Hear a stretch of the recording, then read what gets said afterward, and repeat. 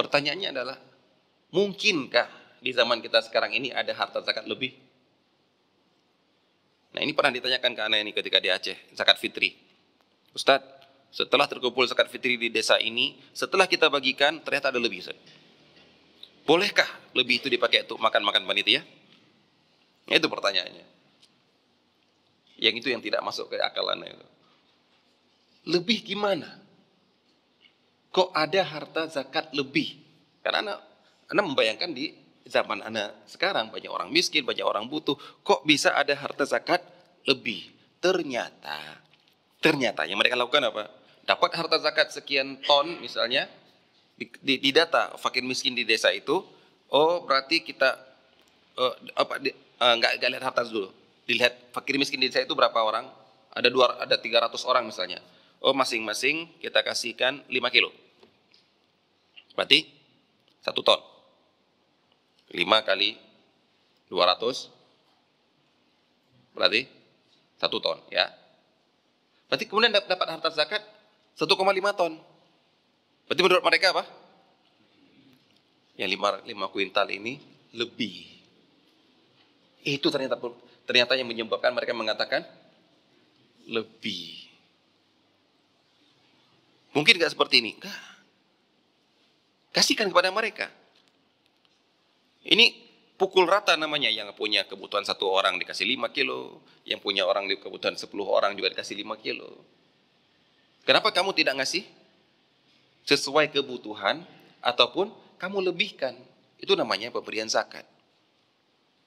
Nah, gini juga. Kok bisa kamu mengatakan ada harta yang lebih, padahal fakir miskin, kita jangankan yang lain dulu lah, kita katakan fakir miskin saja masih banyak di tempat kita.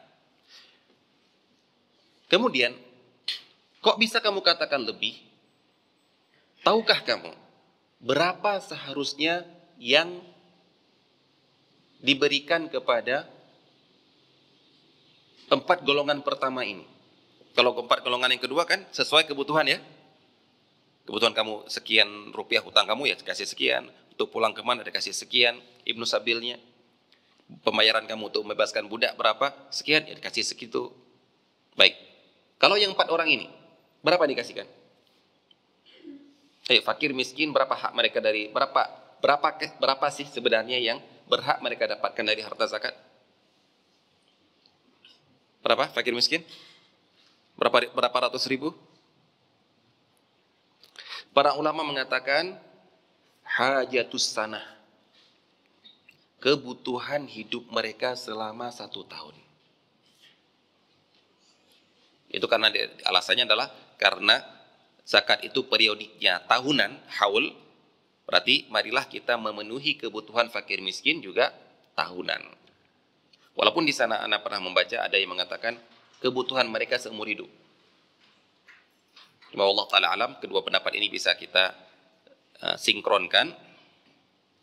Kalau untuk orang yang sudah tua renta, yang nggak mampu untuk lagi cari nafkah, maka kita kasihkan dia kebutuhan seumur hidup. Ada nenek-nenek umurnya 77 tahun. Ini udahlah kita kasihkan kebutuhan dia, kira-kira umur dia berapa tahun lagi sih, kasihkan. Ada orang yang masih kuat kerja, maka kita kasihkan dia kebutuhan 1 tahun. Nah, pertanyaan Anda sekarang, kebutuhan 1 tahun di Malang berapa? Yang umum ya, suami istri, anak 2, berapa? Ya menurut Anda, wallahu ta'ala alam, mari kita sesuaikan dengan UMR Malang. Berapa UMR Malang?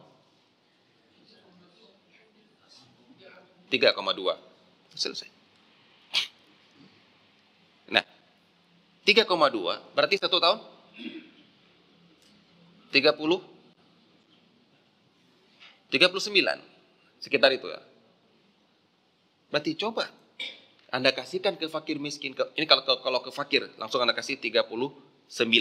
Kalau ke miskin mungkin dia punya penghasilan 1,5. Berarti sisanya 1,7. Berarti kasihkan 1,7 kali 12, kasihkan ke dia. Karena namanya miskin itu punya penghasilan tapi nggak cukup. Nah, ketidakcukupan inilah yang Anda penuhi untuk selama 1 tahun dia.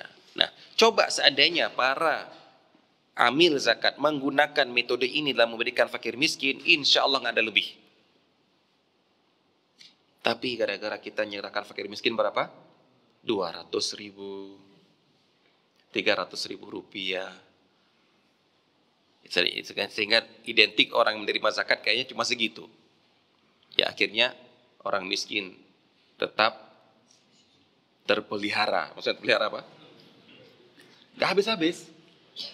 Ada terus untuk ajang bisnis para pengelola. Karena kalau nggak ada mereka, nggak ada jalan untuk ngambil zakat. Kalau mereka masih ada ngambil zakat. Donasi dakwah Malang Mengaji. Ayo, ambil bagian untuk dakwah melalui rekening berikut ini bersama umat berbagi manfaat.